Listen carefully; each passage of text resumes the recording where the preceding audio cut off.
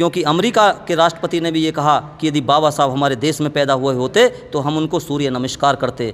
मैं निश्चित रूप से बताना चाहता हूँ कि अगर हमने रात को हम किसी के घर पे 11 बजे भी 12 बजे भी पहुँचे तो हमें प्यार मिला।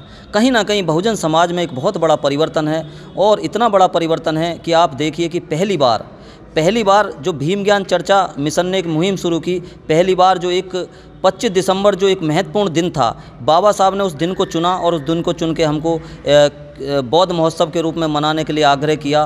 तो आज पहली बार भीम ज्ञान चर्चा मिशन के द्वारा एक मुहिम चली है। करीब पश्चिमी उत्तर प्रदेश के 22 जिलों में आज ये बौद्ध महोत्सव मनाया जा रहा है। नमस्कार, मेरा नाम है सुरेंद्र सिंह और आप देख रहे हैं SM न्यूज़। आज हम लोग हैं बुलंदशहर की पावन धरती पर, और यहाँ पे 25 दिसंबर जो बाबा साहब ने मनुस्मृति दहन करके बहुजनों को एक नई ताकत दी थी, आज हम लोग हैं यहाँ पर बुलंदशहर के ऊपर। हमारे साथ है एडवोकेट प्रदीप कुमार अशोक, जो बौद्ध महोत्सव की तैयारियाँ पिछले 6 महीने से लगातार कर रहे हैं। और बौद्ध महोत्सव आज पूरे देश में ही नहीं पूरी दुनिया में बनाया जाता है, क्योंकि मनुस्मृति का दहन किया था। मैं आपसे जानना चाहूँगा, आपने लगातार इस तैयारी कर रहे हैं, गांव-गांव गए, शहर गए, तो कोई कितनी कठिनाइयां आई हैं, नहीं आई हैं? बहुजन समाज के लोगों को प्यार मिला, नहीं मिला, या डांट मिली, क्या मिला, मैं जानना चाहूँगा प्रदीप जी। देखिए, वैसे मैं कहना चाहूँगा कि जहाँ तक हम गए, हम अपने बुलंदशहर ज़िले की 7 विधानसभाएँ हैं, जिसमें सिकंदराबाद, शाना, पहासू और जो ये गुलाबटी है, सभी क्षेत्रों में हम गए। उसके साथ साथ नरौरा तक हम गए, उसके बाद हम संभल गए, बबराला गए, गुन्नौर गए, और जो हम लोग गए। लेकिन मैं आपने जो क्वेश्चन किया कि कहीं प्यार मिला, डांट मिली, मैं निश्चित रूप से बताना चाहता हूं कि अगर हमने रात को हम किसी के घर पे 11 बजे भी 12 बजे भी पहुँचे तो हमें प्यार मिला। कहीं ना कहीं बहुजन समाज में एक बहुत बड़ा परिवर्तन है, और इतना बड़ा परिवर्तन है कि आप देखिए कि पहली बार जो भीम ज्ञान चर्चा मिशन ने एक मुहिम शुरू की, पहली बार जो एक 25 दिसंबर जो एक महत्वपूर्ण दिन था, बाबा साहब ने उस दिन को चुना और उस दिन को चुन के हमको बौद्ध महोत्सव के रूप में मनाने के लिए आग्रह किया। तो आज पहली बार भीम ज्ञान चर्चा मिशन के द्वारा एक मुहिम चली है। करीब पश्चिमी उत्तर प्रदेश के 22 जिलों में आज ये बौद्ध महोत्सव मनाया जा रहा है।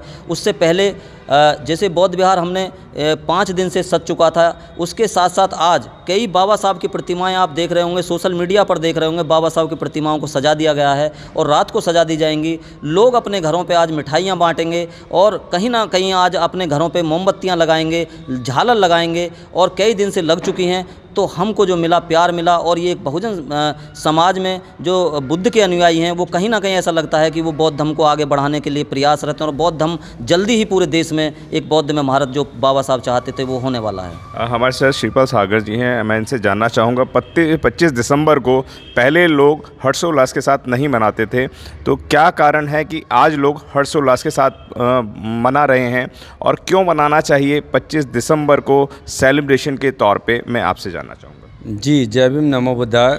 जैसे कि आपने बताया कि 25 दिसंबर को चूँकि पहले से मनाते थे, लेकिन इतने अच्छे तरीके से नहीं मनाते थे, क्योंकि वो जो जागृति थी वो अब जो हमारे जो भीम मिशन नहीं है, जैसे प्रदीप जी ने बताया, भीम ज्ञान चर्चा मिशन कई वर्षों से इस काम को करती थी और ग्रेटर नोएडा में बहुत अच्छा एक भव्य आयोजन करती थी। और अब की बार 6ठा आयोजन होता, अगर वहाँ होता तो कोविड-19 की वजह से ये वहाँ पर नहीं हो पाया। तो भीम ज्ञान चर्चा मिशन ने इसको और डेवलप किया है कि अब एक जगह नहीं, हज़ारों जगह मनाया जाएगा। और उन्हीं की मुहिम को लेकर हम गाँव-गाँव गए, शहर गए, और आज 22 जिलों के जितने भी स्टैचू बाबा साहब के हैं, जितने भी बुद्ध विहार हैं, सबको सजाया जा रहा है। और उसी परिप्रेक्ष्य में जो आप देख रहे हैं कि हमारा जो संगदीप बुद्ध विहार है, इसको 3 दिन पहले से सजा दिया गया था, इस पर लड़ियाँ लगाई गई हैं। इसको क्यों मनाते हैं वो मैं बताना चाहूँगा, क्योंकि जो बाबा साहब हैं, बाबा साहब के साथ जब छुआछूत हुई थी, गायकवाड़ के यहाँ पर उन्होंने नौकरी करी, मात्र छुआछूत की वजह से 11 दिन नौकरी कर पाए थे। तभी बाबा साहब ने वो सारी चीज़ों को जब जाना, और जब उन पता लगा कि जब हिंदू धर्मशास्त्रों में ही हमारे लिए ऐसा लिखा हुआ है, तब बाबा साहब ने उन सारी चीज़ों में एक मनुस्मृति नामक पुस्तक भी मिली। तो तब मनुस्मृति नामक पुस्तक को जब बाबा साहब ने पढ़ा तो पता लगा कि ये सारे हक अधिकारों से जो वंचित हमें किया गया उस पुस्तक में ही किया गया।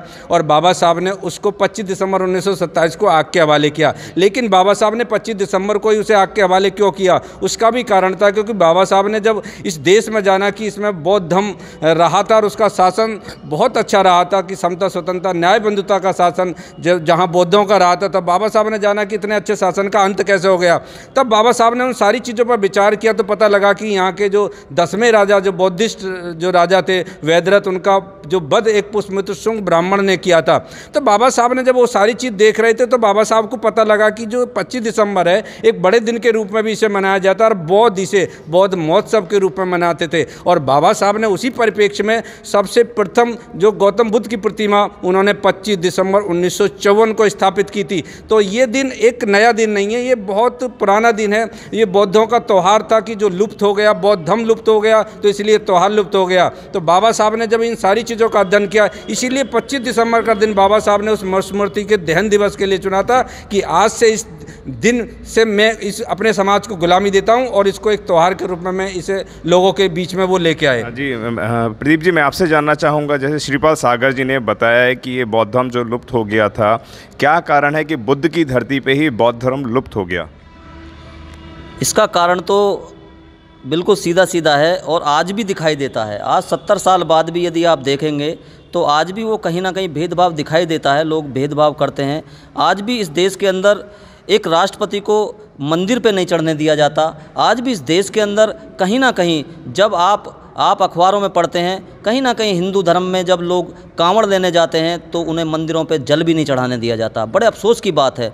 तो ये तब व्यवस्था जब बाबा साहब ने इतना संघर्ष किया, जैसा भी बताया, तो बाबा साहब ने संकल्प लिया था उस दिन जब गायकवाड़ जी के यहाँ से आए थे और उन्होंने ये कहा था कि मैं अपने समाज को यदि गुरमत गुलामी से ना निकाल पाया तो अपने आप को गोली मार लूँगा। तो बाबा साहब ने और उनकी पत्नी रमाबाई ने अपने 4 बच्चे कुर्बान कर दिए। उन्होंने, क्योंकि वो बहुत प्यार करते थे, राजरत्न अम्बेडकर से बहुत प्यार करते थे, उनकी गोदी में उसने दम तोड़ दिया। कहीं ना कहीं क्योंकि एक माँ का जीवन जो होता है वो अपने बच्चे के लिए सबसे बड़ा होता है। जो एक माँ ने अपनी बेटी इंदू, रमाबाई ने अपनी इंदू, जो उसकी दवाई को पैसे, उसका इलाज ना करा कर बाबा साहब अम्बेडकर को पढ़ने के लिए विदेश में उनके लिए पैसे भेजे, अपने बच्ची का इलाज नहीं कराया। उन्होंने देखा कि साहब को पैसे की ज़रूरत है। तो ये सोचना होगा, सभी अम्बेडकर वादियों को सोचना होगा कि बाबा साहब अम्बेडकर क्या चाहते थे। बाबा साहब अम्बेडकर जी की फ़ोटो लगाने से, बाबा साहब जी का गुणगान करने से कुछ नहीं होने वाला। यदि आप कहीं ना कहीं सच्चे अर्थों में बाबा साहब को, उनके संविधान को याद करते हो, उनके संघर्षों को याद करते हो, तो बाबा साहब की जो अंतिम इच्छा थी, बौद्ध में भारत की जो अंतिम इच्छा थी, उसको आपको पूरा करना होगा। वरना मेरा अपना मानना है कि बाबा साहब अम्बेडकर का नाम लेने से ऐसे कोई फ़ायदा नहीं। उनकी 22 प्रतिज्ञाओं पर अमल करना होगा और उनके जो बताए हुए रास्ते पर चलना होगा। आपने अभी थोड़ी देर पहले पूछा था, मैं आपको बताना चाहता हूँ, बहुत कष्ट होता है जब जो समाज से लोग काम करते हैं, बाहर निकलते हैं। हमको नहीं पता होता था कि हमें रोटी कितने बजे खानी है, खाना कितने बजे मिलेगा, लेकिन कहीं ना कहीं आपको ईमानदारी से काम करना पड़ेगा। कहीं ना कहीं आपको राजनीति भी ज़रूरी है, लेकिन कांसीराम जी ने कहा था कि राजनीति चले ना चले, लेकिन सामाजिक आंदोलन की गति धीमी नहीं होनी चाहिए। इसलिए राजनीति आपको तभी प्राप्त होगी जब आप सामाजिक आंदोलन करेंगे, जब आप 2 अप्रैल 2018 जैसा आंदोलन करेंगे। जहां आपको क्रांति की ज़रूरत है वहां क्रांति भी करनी पड़ेगी, जहां आपको शांति की ज़रूरत है वहां शांति भी करनी पड़ेगी। कहीं ना कहीं आपको, क्योंकि इस देश में यदि एक धर्म है, सरकार में वो भी होते हैं, इस्लाम वाले भी होते हैं, सरकार में क्रिश्चियन धर्म वाले भी होते हैं, सरकार में जो सरकार होती है उसमें हिंदू धर्म वाले भी होते हैं। तो कहीं ना कहीं आपको, बाबा साहब बहुत ज्ञानी पुरुष थे, वो सिंबल ऑफ नॉलेज थे। उनसे बड़ी आज तक पुस्तकों की कोई लाइब्रेरी नहीं बनी। तो उन्होंने अगर एक एक चीज़ लिखी, एक एक चीज़ पे उन्होंने विचार किया, तो उस पर गहन अध्ययन करके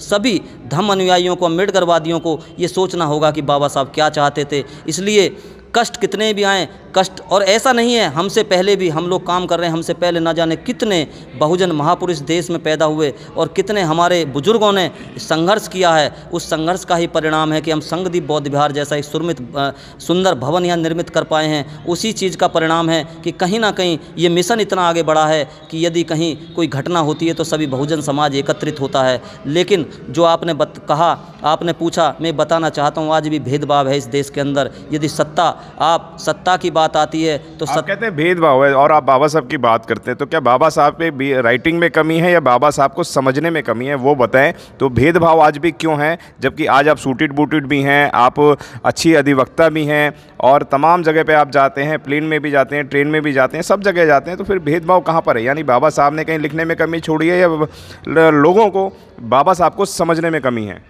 देखिए, बाबा साहब को ये समझने में कमी है।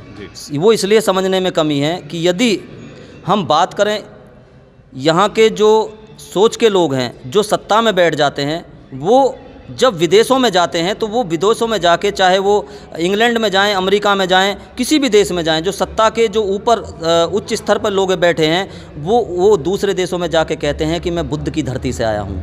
वो ये कहते हैं कि जहाँ मैं पैदा हुआ हूँ वहाँ तथागत बुद्ध की प्रतिमा निकलती हैं जब हम खुदाई करते हैं।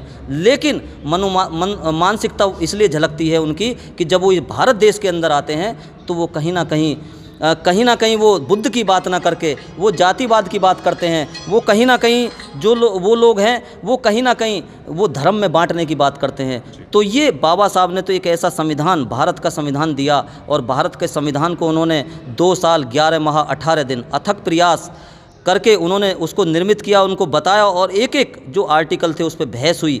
उस पर बहस होने के बाद उनको न जाने कितने लोग छोड़ करके चले गए। जब संविधान इस देश में निर्मित हो रहा था, उन्होंने एक बाबा साहब अम्बेडकर एक ऐसे महापुरुष थे, ज्ञानी पुरुष थे, जिन्होंने एक एक अक्षर का जो संविधान में लिखा हुआ है, एक एक लाइन का जब वहाँ डिबेट होती थी उसका जवाब वो देते थे।